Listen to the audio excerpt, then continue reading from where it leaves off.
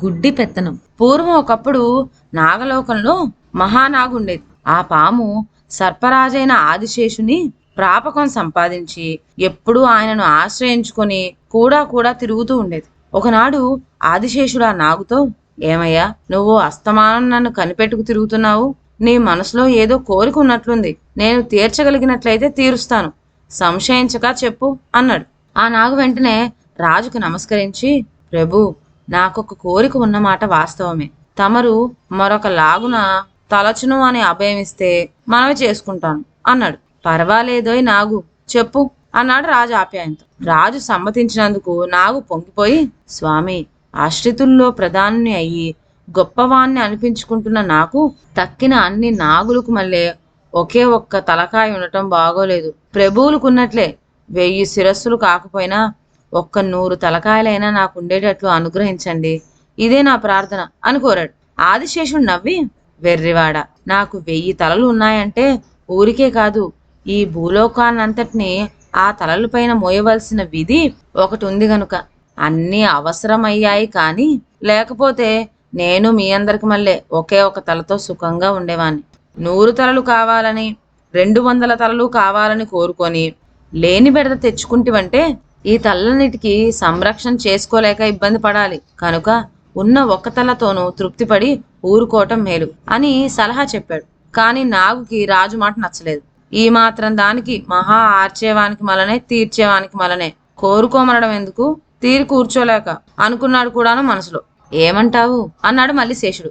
అందుకు నాగు, పోని మరొక్క తల అయినా అదనంగా ఇప్పించండి అన్నాడు చొరవ చేసి. అప్పుడు శేషుడు, సరే, అలానే ఇస్తున్నాను. ఇప్పుడు నీకు తోక ఉన్న చోటన నీవు కోరిన 2వ తల ఏర్పడుతుంది. కానీ ఆ తలకు కళ్ళు మాత్రం ఉండవు. ఏమంటే నీ మొదటి తలకు మళ్ళనే ఆ తలకు కూడా కళ్ళుంటే అది నీ శరీరాన్ని అటు లాక్కుపోతూనే ఉంటుంది. ఈ తల ఇటు, ఆ తల అటు లాగడం మొదలెడితే నీ పని అయినట్లే. కనుక కళ్ళు గల నీ మొదటి తలే నీ శరీరాన్ని నడుపుతూ ఉంటుంది. 2వ తల అలంకారంగా ఉంచుకో అని చెప్పి పంపేశాడు. ఇప్పుడు మహానాగుకి తోక వంపు కూడా తలగా మారిపోయి అతనికి ఎంత ఆనందం, తృప్తి, గర్వం బయలుదేరినాయి. తక్కిన నాగులన్నీ మహానాగు ఆధికత్య చూసి అసూయపడ్డాయి కూడాను. ఆదిశేషుడు చెప్పిన సలహా ప్రకారం ఆ 2 తలల నాగు మొదట కొంతకాలం కళ్ళున్న మొదటి తలకే పెత్తనం ఇచ్చి అది ఎటు రాకపోతే అటే పెడుతూ ఉండేది. కానీ ఒకనాడు 2వ తల దానితో, నీవు నన్ను ఏరికోరి తెచ్చుకున్నావు. అటువంటప్పుడు పాతదాని మీద కన్నా నా మీద నీకు ఎక్కువ మక్కువ, ప్రేమ, ఆదరణ ఉండాలి కదా. చూడగా అటువంటి లక్షణాలు ఏవీ లేవు సరికదా. ఆ ముసలితలతో సమానంగా నన్ను చూడకపోతివే. ఈ పక్షపాత బుద్ధి నీకుండటం న్యాయమేనా అని సనగటం మొదలెట్టింది. అప్పుడు మహానాగు, పెద్దవాడు, సర్పాలకు రాజైన ఆదిశేషుని సలహా ప్రకారం నడుస్తున్నాను. ఒక ఇంట్లో పెత్తనం ఒక్కరికే ఉండాలి గాని ఇద్దరికి ఉండటం మేలు కాదు సుమా అన్నాడు. అప్పుడు 2వ తల, అందుకు నేను ఒప్పుకుంటాను. కానీ ఎల్లకాలం దాని పెత్తనమే అయితే ఇంక నా పెత్తనం ఎప్పుడు? కొన్నాళ్ళు నేను సాగిస్తాను, దాన్ని ఊరుకోమనండి అని చెప్పింది. ఈ మాటకు మహానాగు, నువ్వు చెప్పిన దానిలో న్యాయం లేకపోలేదు. కానీ దానికి ఉన్న అనుభవం నీకేది? అన్నిటికంటే ముఖ్యంగా దానికి కళ్ళున్నాయి. సర్వేంద్రియానం నయనం ప్రధానం అని పెద్దలు ఊరికే అన్నారా?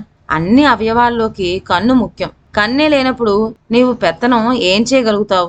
ఒకవేళ చేసినా అది గుడ్డి పెత్తనమే అనిపించుకుంటుంది. కనుక లేనిపోని బెడదలు పోక అక్క వెనక చెల్లెలికి మళ్ళీ నిశ్చింతంగా ఉండు అన్నాడు. పైత్యం చేసిన వాడికి పటికి బెల్లం చేదన్నట్లు ఈ సలహా 2వ తలకు నచ్చలేదు. నచ్చక ఏం చేసింది? మొదటి తల మామూలు ప్రకారం తన కళ్ళు ఉపయోగించి జాగ్రత్తగా నాగు యొక్క శరీరాన్ని ఆహారం ఉన్న చోటికి వెతుక్కుంటూ తీసుకుపోయేసరికి 2వ తల దారిలో తగిలిన ఒక మొక్క మొదలను గట్టిగా కరిచి పట్టుకుంది.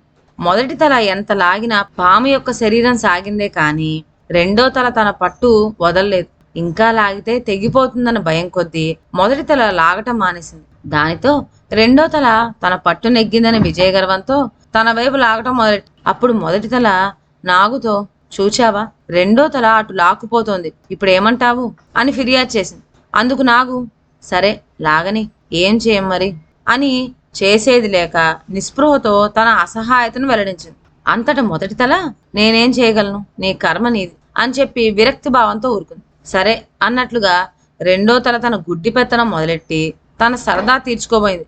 ఒక రోజున నాగుని మొదటి తలని కలిపి బరబరా లాక్కుపోయింది. ఎక్కడికో దానికి తెలియదు. తెలియటానికి కళ్ళుంటేగా. గుడ్డి మాలోకం. వెళ్ళి పాపం బగబగా మండిపోతున్న ఒక పెద్ద అగ్నిగుండంలో పడింది. ఇంకేముంది, పడి పట్టంతోనే తను, నాగు, మొదటి తల కూడా నిమిషంలో నుసైపోయి ఊరుకున్నాయి. ఈ సంగతి తెలియటంతోనే తక్కిన నాగులన్నీ చేరి ఈ మహానాగు తీరి కూర్చోలేక ఆపద కోరి తెచ్చుకున్నాడు. భగవంతుడిచ్చిన ఒక్క తలతో తృప్తి పడక వెర్రి వేషాలకు పోయి నాశనం అయ్యాడు అంటూ సానుభూతితో నిట్టూర్చినాయి. ఈ విధంగా తృప్తి లేకున్నా, పెద్దల సలహా వినకున్నా మహానాగు సుఖాన ఉన్న ప్రాణం దుఃఖాన పెట్టుకోవటమే గాక చివరికి కుటుంబంతో సహా ఆత్మనాశనం అయి ఊరుకున్నది. ఇదండి వాళ్ళ కథ. మరొక మంచి కథతో నెక్స్ట్ వీడియోలో కలుద్దాం. అంతవరకు సెలవు. నా ఛానల్లోని కథలు మీకు నచ్చినట్లయితే నా ఛానల్ లైక్ చేసి సబ్స్క్రైబ్ చేయండి. షేర్ చేయడం మర్చిపోవద్దు. కొత్త కథల నోటిఫికేషన్ కోసం బెల్ ఐకాన్ ప్రెస్ చేయండి. Thank you.